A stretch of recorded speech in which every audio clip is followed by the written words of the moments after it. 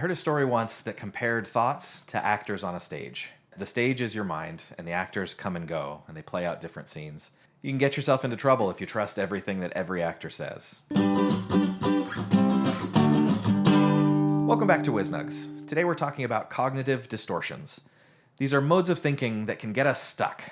They're not healthy, they're not helpful, and they're just plain wrong. So we're going to go through this list.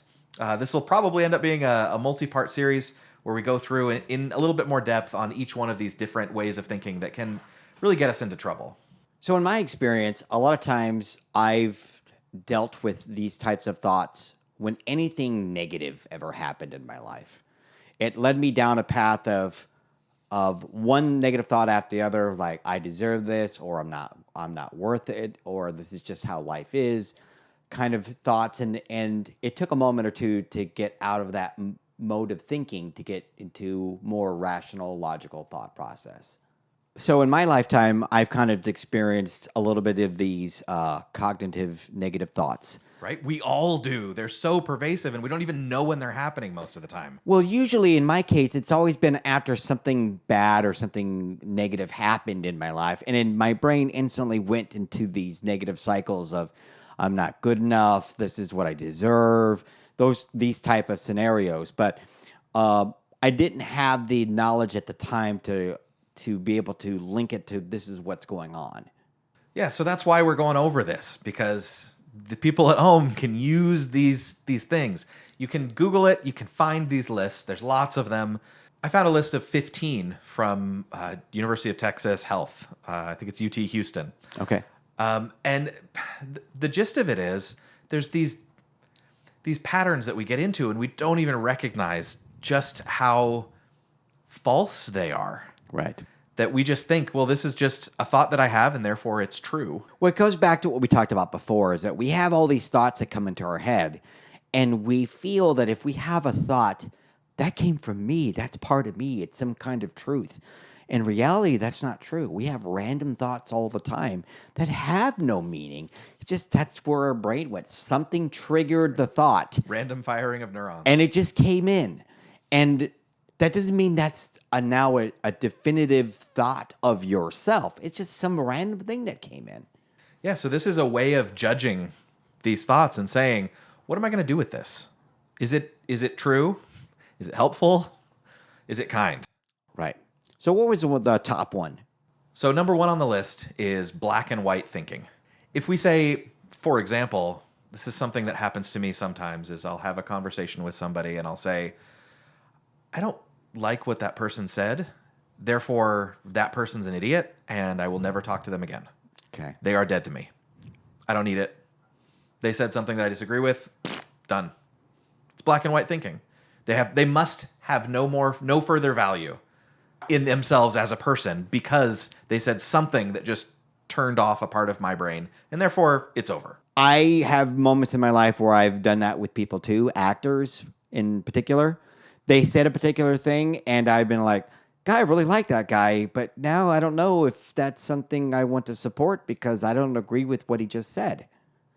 And I think that's also prevalent in today's cancel culture as well. You know, you find somebody that is great and awesome, and you think they're wonderful, and they don't agree with one thing that you think they should agree with you on, and they're dead to you now. And how often do we do this when we've set a goal? Like, I'm gonna eat more foods at home instead of going out. And then you have a particularly stressful day and you decide, you know what? I'm gonna go out. I just screw it. My goal's done. I'm over. It's over. It's over. I'm done. It's black and white thinking. We say, well, if it can't be 100% this way, turn it off. Right. Burn it to the ground because it's not right, and therefore it has no value. No matter how well you've been following a plan or following the goal and accomplishing your tasks, there's going to be days where it's a challenge. There's going to be days where it's just not possible. Something happened. Something got in the way. You can't do the thing that you were supposed to do. Does that mean you throw it all out? I think the phrase is you don't throw the baby out with the bathwater, right? You don't. You realize that this is something that's going to happen on occasion. You try to minimize it as much as you can. and then you move forward. The next day is a new day. It's a new starting point or a continuation. Two things come to mind. One of them is at work, as a coder, as a developer, someone finds a bug in your code. Yep. Oh, if there's a bug in my code, I have no value as a human being. This is the one thing that brings me meaning and purpose in life, is to be able to write good code. And I made a mistake that I didn't catch before it got to the QA, and now there's a problem, and now I'm probably going to get fired, and I shouldn't be doing this job. Like, it's really easy. Now, there's another cognitive distortion that we're going to get to in a minute called catastrophizing. Right. And it's basically taking this black and white thinking. Well, let's get to it right now. Okay. It's taking this black and white thinking and pushing it To its next level. that all the dominoes that fall down because of this one thing, and they're all negative. They're always negative because the brain is tuned to look out for problems, to look out for things that are going to hurt us. Yep. Things that are going to be good, okay, cool. If we recognize those, that's nice. But things that are going to hurt us, we have to be vigilant against those things. So when our black and white thinking kind of gets to that next step and we say, well, now I can predict the future based on this one negative thing. It's also sometimes called fortune telling. This is one of those things where we can recognize that, okay, I made this mistake of thinking, let's stop, let's reel it in. Is that true? Do I really know what's going to happen next? Nope. Okay, let's challenge the thought. So in that mindset of making everything a catastrophe, we talked about this. This is what leads to the imposter syndrome. In the example you gave, it doesn't matter that you've written probably well over 100,000 lines of code by now, probably even more. Wow, that's a weird thought. But it's the one bug that just happened now is going to bring the entire house of cards down. It's all been a sham. It's all been an illusion.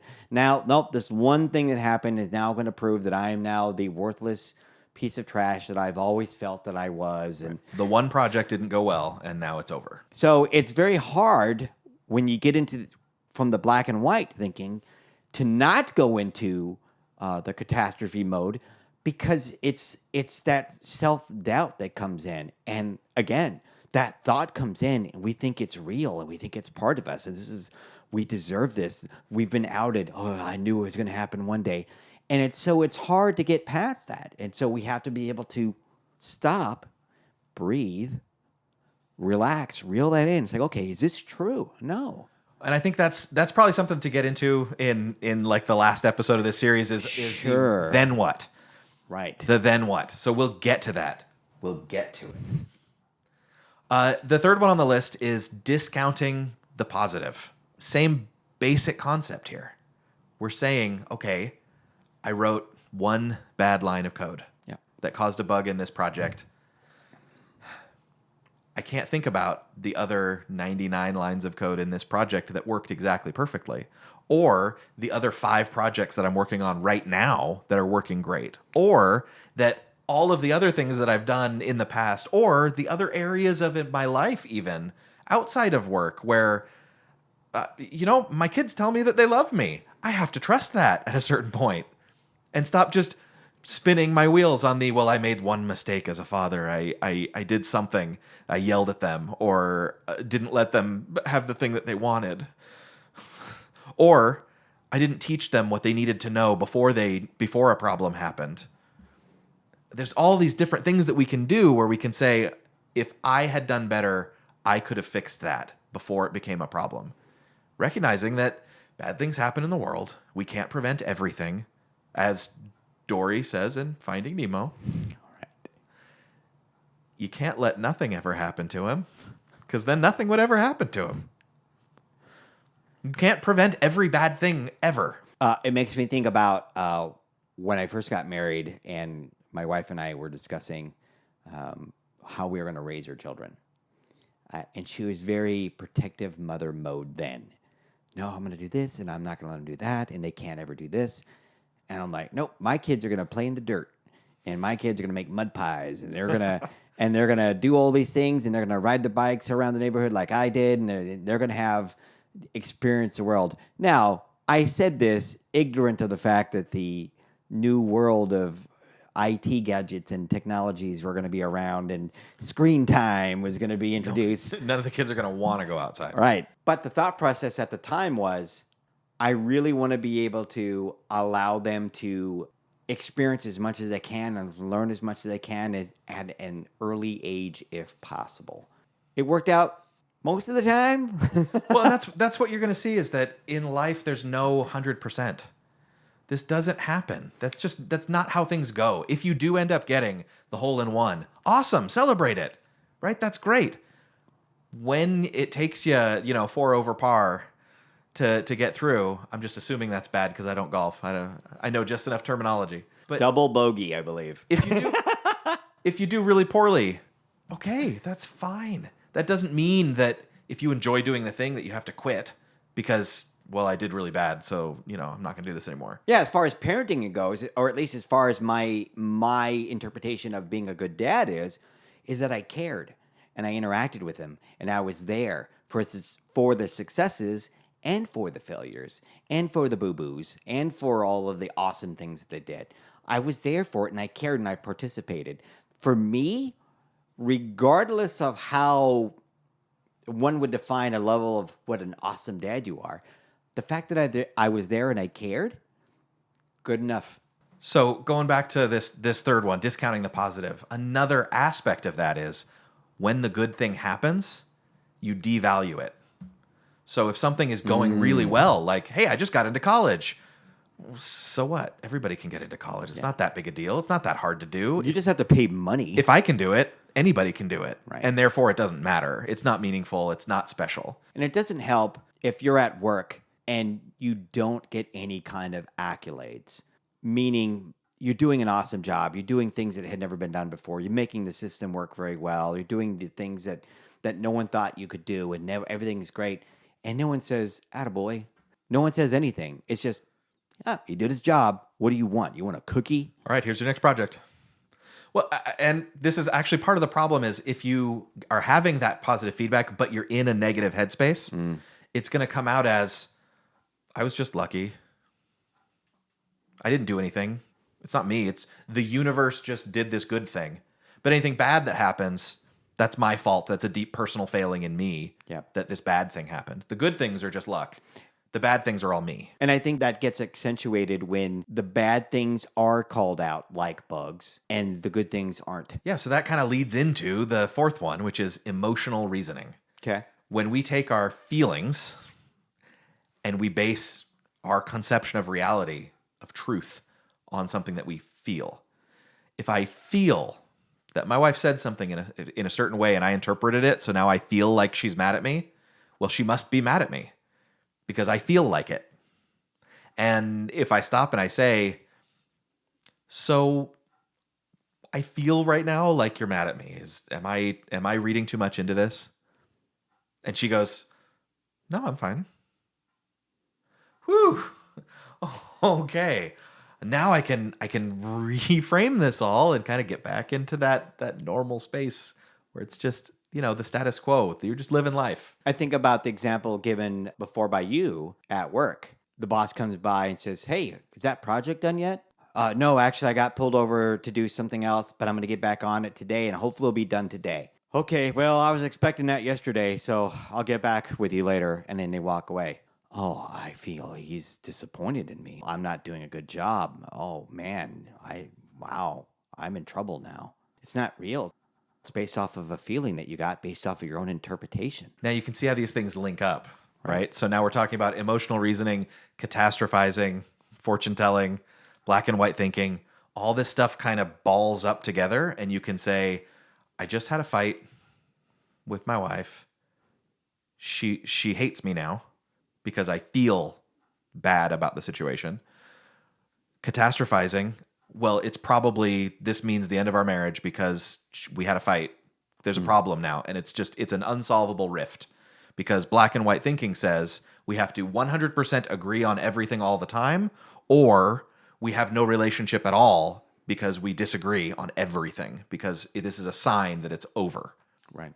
These things can just mash up and form this sort of mega distortion that just, if we're in that negative headspace, it's really hard. So it's important to remember that what you're feeling at the moment doesn't necessarily constitute the truth of the situation. Absolutely. And another way that we're using this distorted thinking is labeling. Okay. When we decide, for example, that celebrity is an idiot, Yep. we've labeled them, and now every word that they say after that, even if it's a good thing, even if they do a great job in a role in a movie that you love, oh, that guy's an idiot. I can't watch a movie with that guy in it. Yeah. I've had friends where I'm talking to them and they just absolutely can't stand Will Ferrell. He played a couple of characters that they disliked, and now he's just that idiot. And I go, well, have you heard about this other movie, Stranger Than Fiction? I love that movie. It's about this character who is the character in the movie is also a character in a book. Yep.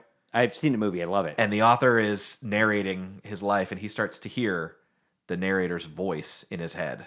If you think of this as a Will Ferrell movie, you can probably think, and then hijinks ensue, and it's a madcap scramble through the world trying to act out as a book character.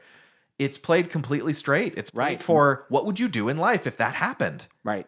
There's none of the typical divergent sections or scenes where all of a sudden he acts like an idiot and does something incredibly stupid. There's none of that in this movie, which makes it such a great movie. Yeah, so labeling can be harmful. It can lead us to lose the nuance that every human being is a mixed bag. And some things are going to be awesome and some things are going to be less awesome. And that happens. Yeah, and I think it flavors or taints perceptions going forward. So in your example, you meet somebody new and you're like, oh my gosh, I just saw this movie with Will Ferrell and it was so awesome. You like Will Ferrell? Ugh, you're one of those people. So he's already said Will Ferrell's an idiot. And then anyone who likes Will Ferrell must be an idiot or likes idiots. And I don't want to associate with them. And so they've already put that negative connotation on you. So we talk about one way of challenging cognitive distortions is to think about what is the truth of the situation? How can I back this up with evidence? And that's one way of challenging this. But sometimes even that can get twisted by cognitive distortion. So if we use one true fact and then draw the wrong conclusion from it, like I got a B, that just proves how much of an idiot that I am. If you've got straight A's except one B, well, look at that. This proves my fear was correct. Thanks for sticking with us through this first section of cognitive distortions. We got a couple more to come, so tune in next time for continuation of cognitive distortions. And again, as always, thanks for joining us on WizNugs, and we'll see you on next week's episode. Thanks for joining us today on WizNugs. If you liked what you heard, spread the word. For more information, head over to mywiznugs.com.